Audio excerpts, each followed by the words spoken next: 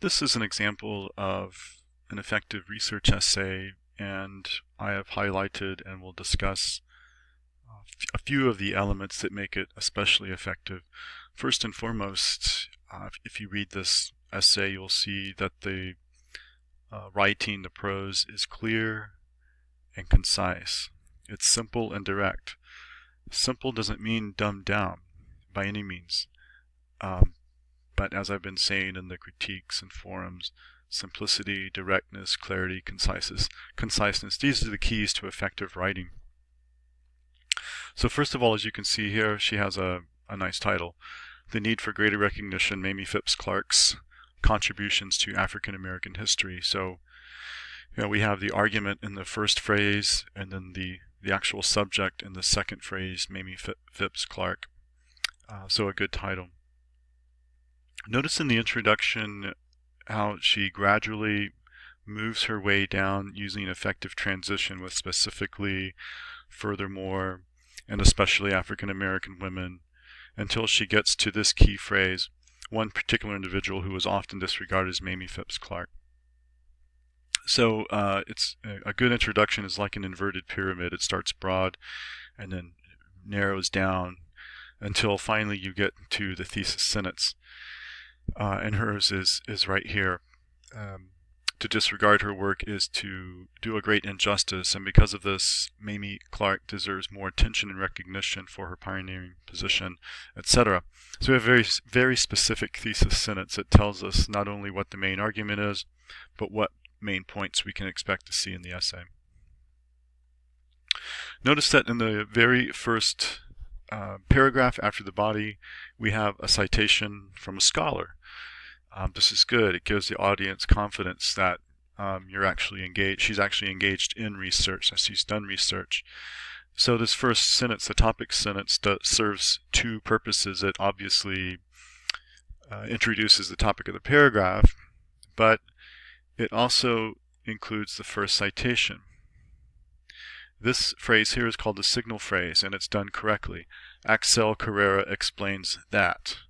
So instead of a quotation here, we have a paraphrase or a summary of what Carrera explains. Notice that there's no comma here, then there shouldn't be. If it were a quotation, there would be, or perhaps a colon. This is an example of what we call a signal phrase, which you should have mastered in LIR 112 and or other upper division classes you had. Notice that down here she includes a citation. This indicates to the audience that this whole passage has been paraphrased. This here indicates where her words pick up again.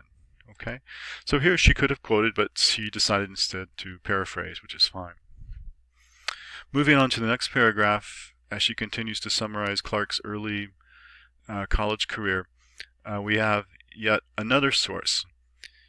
In their article, Mamie Phipps Clark, The Other Half, The Kenneth Clark Legacy, William Gibson and Sidney C. Van Noort write that.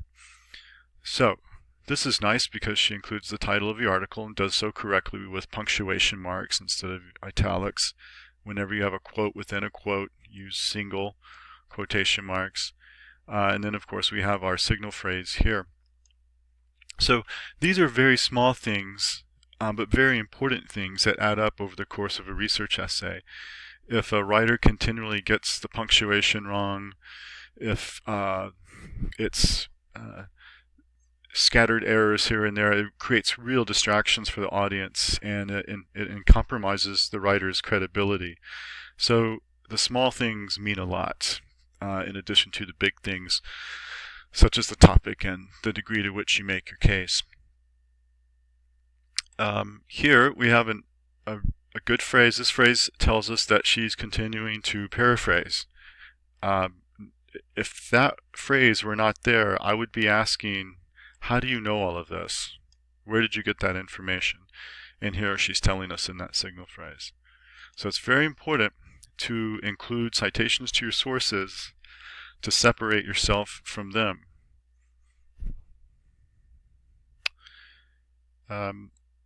Same thing here. I'll just emphasize this one more time. In our next paragraph, as a psychologist, Clark applied her experience and knowledge to positively influence her community. In his article, Children, Race, and Power, Kenneth and Mamie Clark's Northside Center, Damon Freeman writes that.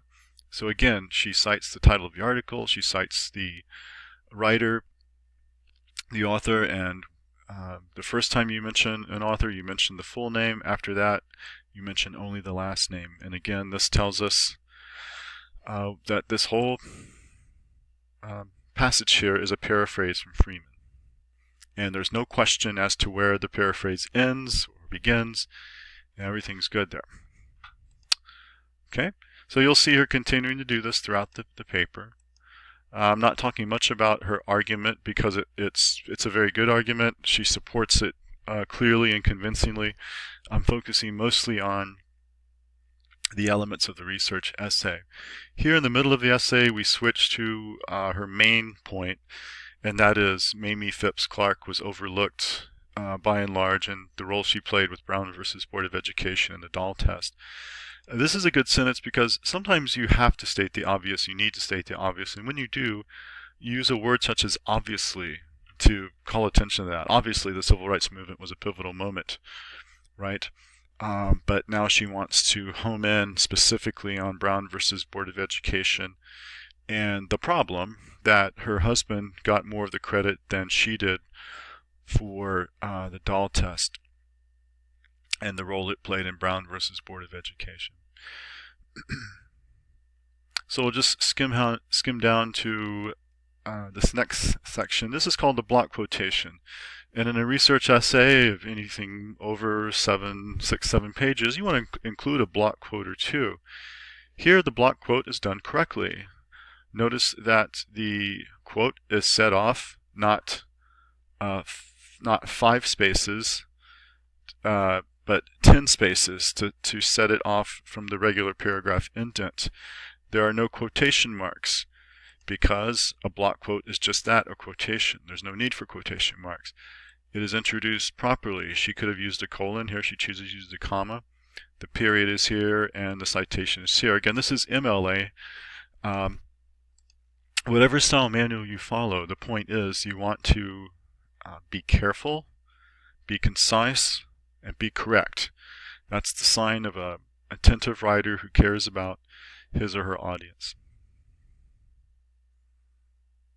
So we go down to, we're getting to the closing of her argument, perhaps the most important part of her paper, and I just want to call attention to this nicely executed set of sentences. Clark's absence as one of the witnesses of the case leads one to question why her husband was chosen over her to take the stand. After all, nice transition there, it was her preliminary work in her master's thesis that inspired the Dahl study, which would be used as crucial evidence in the case. Perhaps she intentionally chose not to testify, or maybe it was simply another form of discrimination. The perhaps and maybes there work very nicely because we don't know for sure, the student doesn't know for sure. Had she had more time, had this been a longer research essay, she might have found the answers to that. But by using perhaps and maybe, she's able to offer up intriguing suggestions for the audience to think about. Finally, I want to point out this very strong conclusion. It's not just 2 or 3 sentences. It doesn't merely sum up the research essay. It ends in a strong, fresh way that reiterates her main argument that Mamie Phipps Clark is an overlooked figure in American history, especially African American history. And then we have this very strong closing sentence. It ends very strongly and not with a whimper. So these are just a few of the elements that make for an effective research essay.